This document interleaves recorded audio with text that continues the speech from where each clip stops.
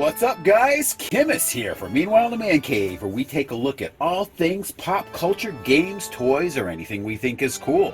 And today, we are taking a look at Hollywood's most iconic monster and one of Boris Karloff's most iconic roles. That is of the Frankenstein's monster from the Universal film back in 1931. And we're going to be taking a look at Neca's version of this character in action figure form in both the black and white and color, along with his accessory kit. And so we're going to be starting off with the black and white version today.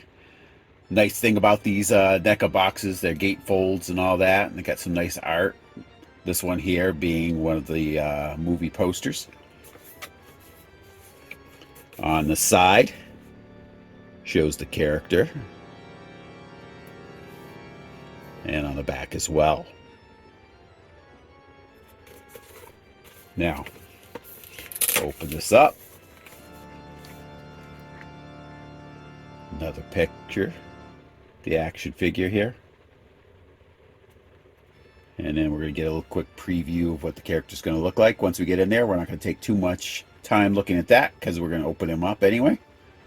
So, without further ado, let me cut this tape and get him open.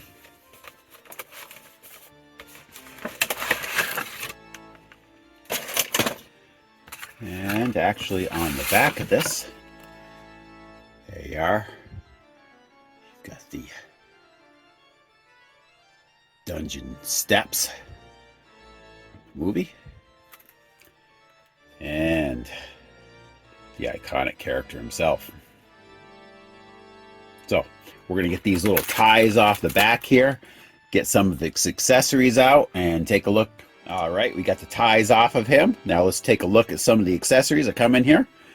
First of all, got a pair of shackles. You want to have those on his hands. Looks like they're pretty nicely done. Probably have to take his... looks like you have to take his hands off and then place them on, because the shackles don't unclamp or anything here. Next, you've got some flowers here. Let's see if we can get one of these out and get a better look here. All right, here are the flowers from a very iconic scene in the movie where him and a little girl are actually tossing flowers into a pond. Very young girl, and he runs out of flowers to throw in and ends up throwing her in, and then is very confused and kind of horrified that she doesn't come up, and then wanders off into the woods. Now, in later versions of this movie, for a little while there, they edited that scene out, kind of. They had it up to the point where he throws her in, and they don't show him actually throwing her into the lake at that point, because they felt it was too violent. Later versions, restored versions, they ended up bringing that back into the film. Next, you got a number of hands in here.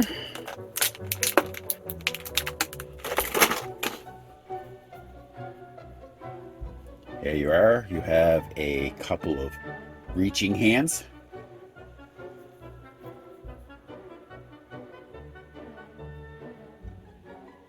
Very nice. Thinking I might be using those, but we'll see once we get it posed. And it appears to be a couple of almost like holding hands, probably for flowers or whatever. Another one here.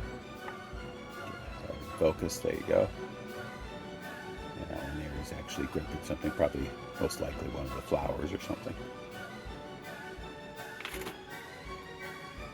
And we have one of the three heads that are included.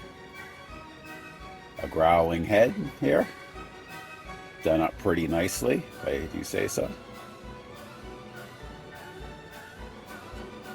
Black and white skin tones and everything look nice. And more of a sneering head here. Literally right out of the movie. Nicely done though.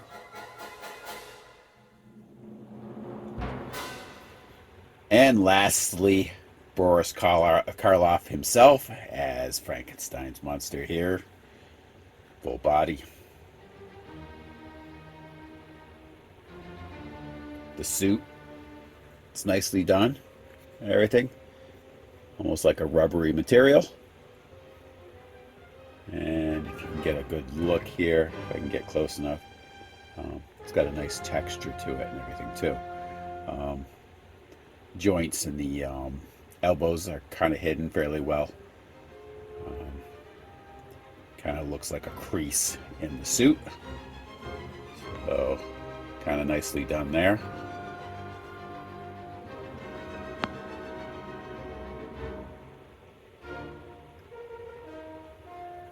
Pants. Again, kind of hide the joints a little bit. You can tell they're there, but not bad. Almost looks like part of the suit is kind of loosely fitting over the top of itself. And the iconic Frankenstein boots. So of the joints on this character, basically just going to move back and forth here with at the shoulder. There's not really any lateral movement to speak of, but I'm not going to need that for myself because his movement in the movie was stiff anyway. You get your single joint at the elbow, slight twisting at the wrist, along with some angling of the wrist as well. Now down at the leg, you do have some lateral movement back and forth as well. And obviously the knee movement with a single joint. Now, his foot's going to have some freedom down to it. You're going to have some movement back and forth, not a lot. You know, just a little shifting of his ankle. But you can move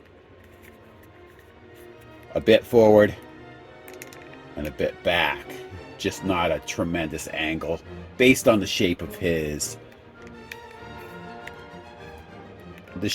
foot and the pant leg and everything. There's just not a lot of room for that hinge right there. But that's okay for me, I believe. We'll let you know if that's a problem once we get him into a pose. All right, now we're going to break open with the color version. Cool. It's got a different poster on the cover of this one. This one, it says it's from the Universal re-release. Now, I believe that's referring to the release where they brought it back, where Frankenstein actually dies in the mill. Originally, when they released it, they hastily filmed a version where Dr. Frankenstein was released from the mill and lived on to marry his wife. So more of a happy ending. But when they brought out the sequel was referencing the version where he actually dies, which was what was originally shot and scripted. So I believe this is referring to that version where they released it with the original ending that was supposed to be in there. So anyway, let's take a look at the side of this. That is basically like the other box where it actually shows the Frankenstein's monster figure on the side, and kind of the same kind of thing on the back here, the colorized version, and then with one of the same basically head that he's got on the back here. It's placed on the version that's on the side here. So let's get him out of here and take a look. But first, let's open this up. I forgot it's a gatefold cover. Again, going to show you the figure on the side, him coming down those iconic dungeon steps. And then here it actually shows the figure himself, which we aren't going to focus too much on because we're going to open him up and take a look at ourselves. So let's get the tape open and get this show on the road. All right, let's get him out. There he is. Again, it's going to be kind of the same same accessories and everything on this one that comes with the black and white version, which is a little different from if you've watched our videos enough. We actually did the Mummy earlier, and weirdly enough,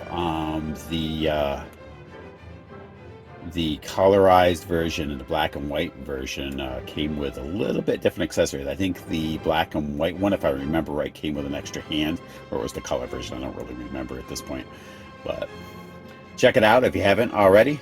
I'm going to take some of these accessories out and give you a better look here. All right, starting right off, we're just going to we've already looked at the ones in the black and white, but I'm going to show you how they all look in comparison with the color look versions look in comparison with their black and white cousins here. Now, if you look, the one on the left is from the black and white version. The one over here on the right is the colorized version. It does have a different kind of hue to it. Almost a hint of rust, but not really. It is a different color though. So they didn't just repackage the shackles and keep them sane, and they probably really didn't even need to do that, but it's kind of nice that they did. All right, let's get some of these other things out and compare them as well. Now, the flowers themselves are definitely going to be a much more pronounced difference there. Black and white ones obviously over on the left, and colorized ones over on the right. Got the green stem and the yellow centers of the daisies. So we've got that. All right, let's look at some of the others. All right, and here's the color versus black and white for the hands. Obviously, you can see the difference between the black and white and the color. We've got kind of the almost greenish hue of the color version, so with the straight up black and white. Over here of the others. Kind of gives you an idea of the difference you're going to see depending on which one you get, or if you decide to get both. And then here you go with the head sculpts, black and white versus the color.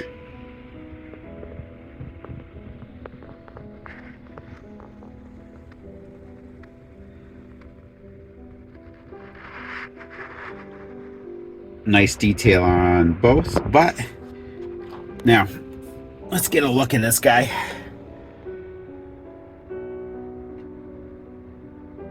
Get that greenish hue to him here, and you've actually got some sheen on the cut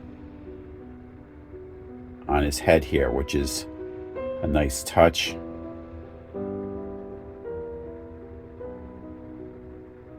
Still really nicely modeled. Let's look at the other one now. And here's the other head sculpt. Again, same kind of differences on here.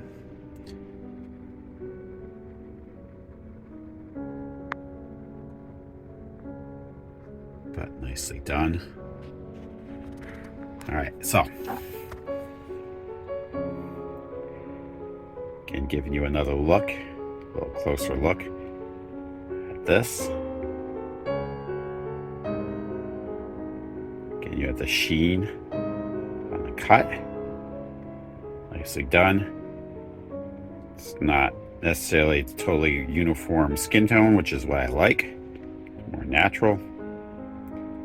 And where you've got the matte paint on his skin is more of a gloss on the inside of his mouth, which is a very nice touch as well.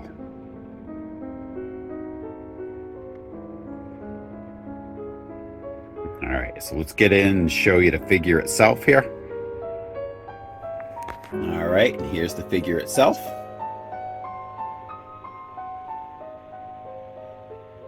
With more of the stoic look. Getting the heads all is done really nice. Not sure which head I'm going to have on this colorized version. I'm probably going to have this colorized version with the accessory kit. So based on what's going to come in there, I'll probably make a decision then. I would say, and if I was going to call this anything, I would call this version, this colorized version, the weird science version of Frankenstein, because there never was a colorized version of Frankenstein released. And a lot of people are confused because during Weird Science, when they show the scene from Frankenstein, it's in color. But that was created specifically for that movie. So that's where the confusion comes with that. So, hands done up nice, like we talked about on the other one. The joints are hidden. I'm not going to go through all the articulation and everything. We've already done that with the black and white version. Kind of a cool thing here. Let's take a look at his pants here. Now, it's kind of hard to see on camera, but the knees and basically the shins, there is some wear on the pants themselves, which is actually pretty cool. It shows he was kneeling on them at one point or another, and there's some wear and tear actually on the pants themselves. It's a nice little touch. Oh, all right, next we're going to be breaking into the accessory kit. So looking on the box here, looks like it's more or less of a painting of Frankenstein on the table and everything. Side of it has a picture of the figure. Now, this accessory kit does not come with the Frankenstein monster figure, but it does come with some alternate heads, I believe, or an alternate head. We'll find out when we open it up. And here, showing some of the stuff that this comes with in the back. And the figure being chased off with a torch. So let's break into this and see what we've got. All right, let's get this thing out of there. There we are. So, starting on the bottom here. If this is anything like the Mummy accessory kit that we did, this should be a backdrop. Looks like we also have some instructions and the sheet that kind of goes over the Frankenstein monster himself. So here it is. Looks like there's a sheet. Like I said, sheet to go over the Frankenstein monster while he's on the table. And yep, the backdrop.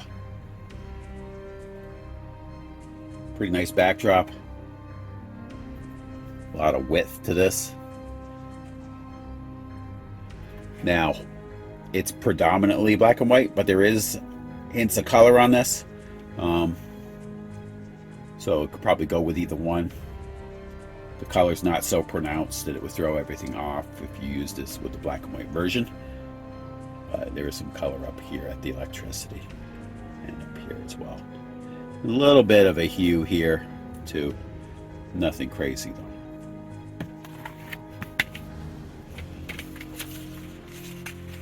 And here are the instructions to putting the table together.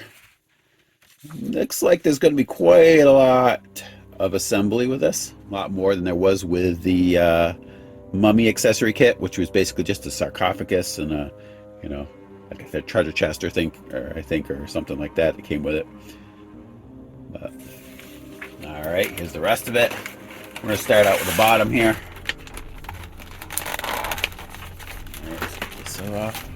Now, there's the alternate head here, the bandaged head, and it's like a towel or something, maybe to hang over the top of the table or over one of the edges. You've got a torch here, and some of the electrical stuff and everything for inside the lab.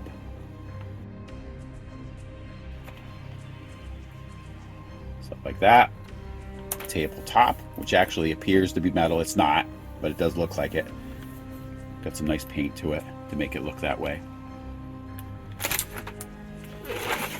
And it's hard to see the detail in this, but there is a bunch more tabletop pieces in here.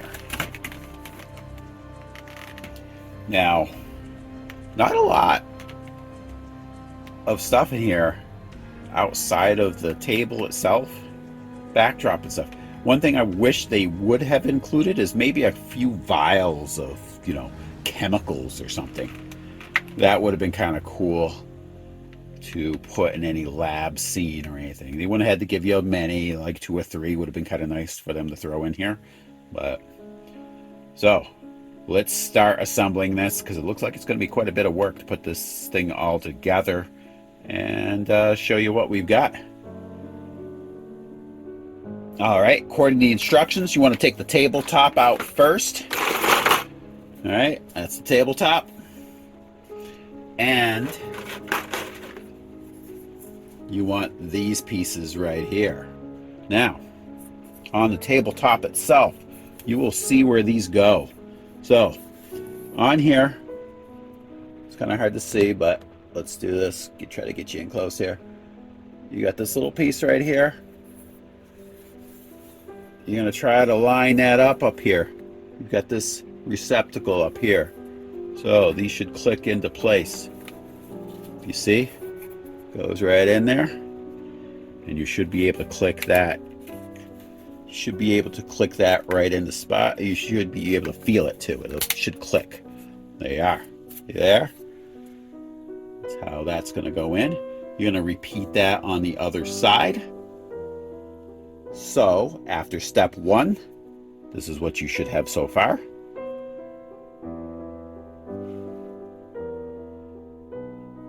Next, you are going to be using this piece right here. All right? They call it the metal ball piece in the instructions. Now, up underneath, you got 2 receptacles for that. Not to be confused with the other side up here, where it looks like you got like a hinge or something. But it should go in this spot right here with the ball facing on the inside. So you're going to snap that into place. So that is in now. I will tell you, that was actually kind of a pain in the butt to put in. To me, I think it would have been easier if I hadn't had at least one of these legs on. It would have given me more room to maneuver in there and snap that in. But I don't know, I followed the instructions. It is in now, but it wasn't real easy to put in.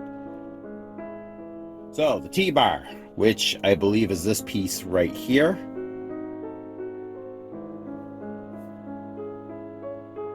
Is supposed to go together with this piece right here.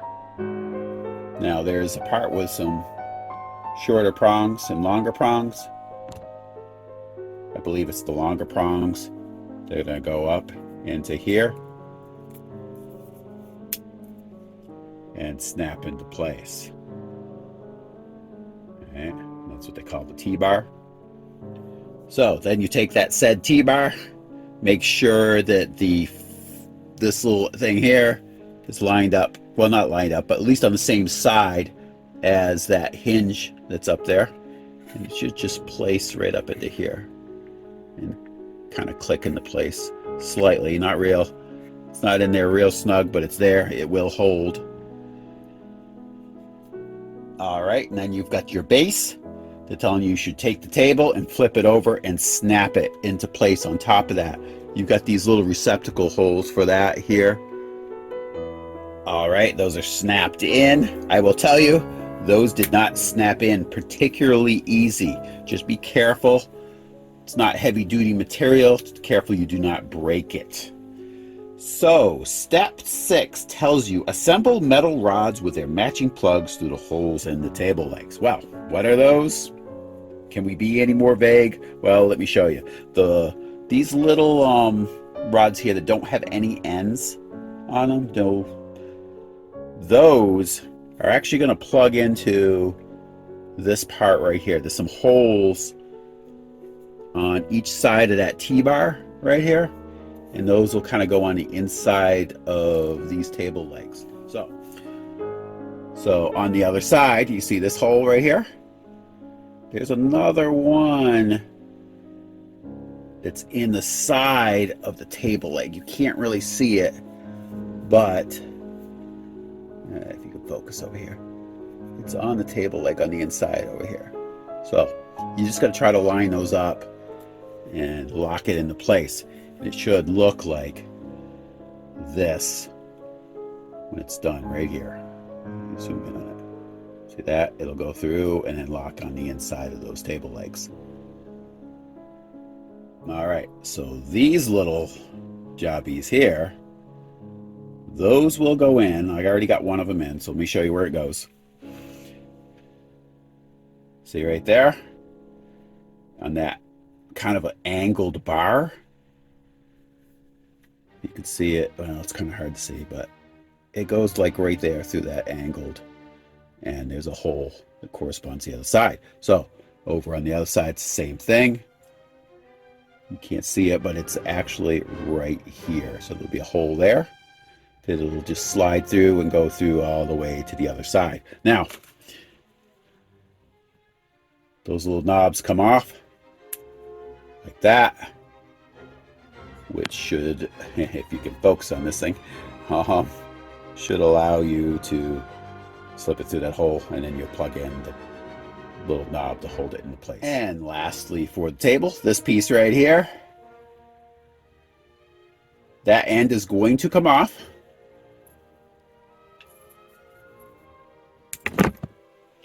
So then you're just left with the rod itself here. Let me show you where that goes. So underneath the table, see over there, right at this section right there, on the end there's a, that's going to slide up through there, and then you'll put the two ends on to hold it in place. I'll put that on and show you what it looks like. All right, that's what it would be on your table right there.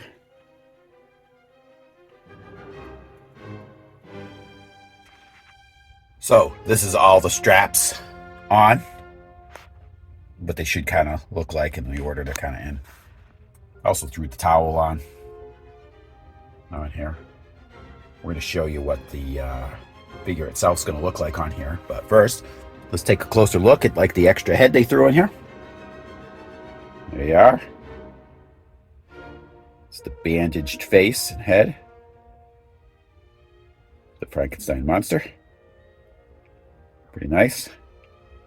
Kind of look good if he's laying on the table. And you've got your torch for the angry villagers. You know, we don't really have any angry villagers, so I don't know where you get some angry villagers to chase them around with this. But that's the torch. All right, guys, so couple poses for the two figures. You can compare them side by side here. See which one you prefer yourself. I think I'm leaning a little more towards the black and white, but I'm glad I have both for this. I'm going to use my colorized version probably with the table. Probably come up with a pose for him coming, like maybe, you know, coming to life on the table, sitting up, or something like that. Haven't quite decided yet. But overall, I like the figures a lot. Now, I will say,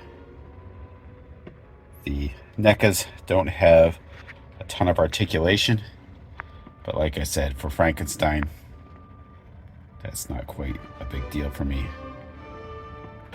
because he moves very stiffly anyway.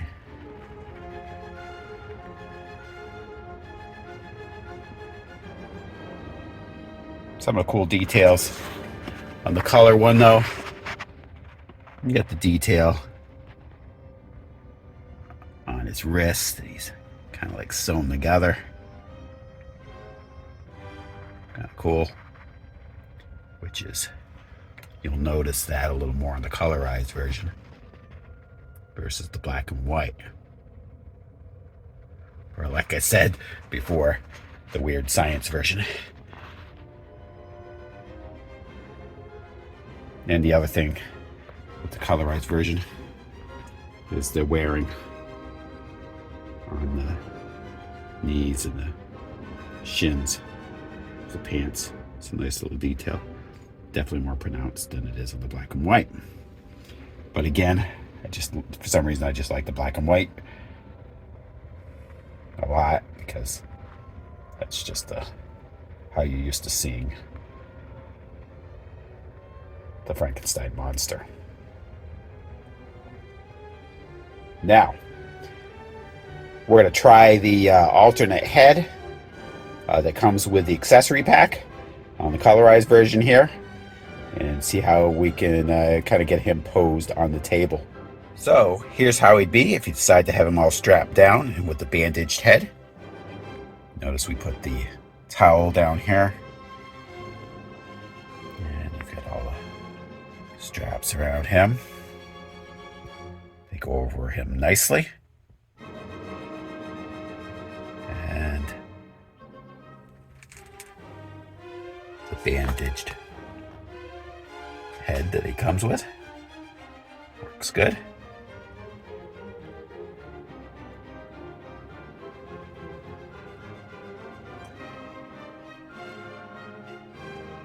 And it goes very nicely with the backdrop. Or if you want to utilize the sheet,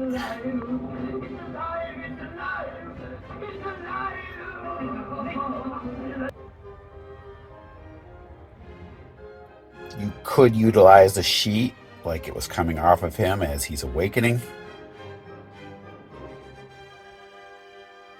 Just like that look at all.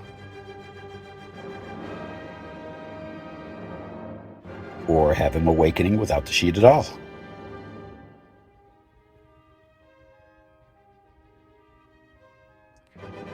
It's just nice that you can come up with a lot of different poses to use with this table.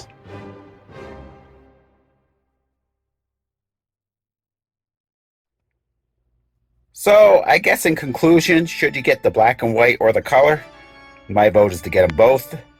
But if you have to choose just one, if you're not getting the accessory kit, I'd probably lean at the black and white. But I do like them both, and I'm glad I got them both. The only downside to me for the accessory kit is I felt you could have gotten some of the chemical vials and stuff that would have been kind of cool to go with the set. Or even some electrodes or something like that to kind of set up around the table. But tests of coils or something like that. But anyway, I want to thank you all for tuning in, and come back for the next episode of Meanwhile in the Man Cave. I'll talk to you guys later.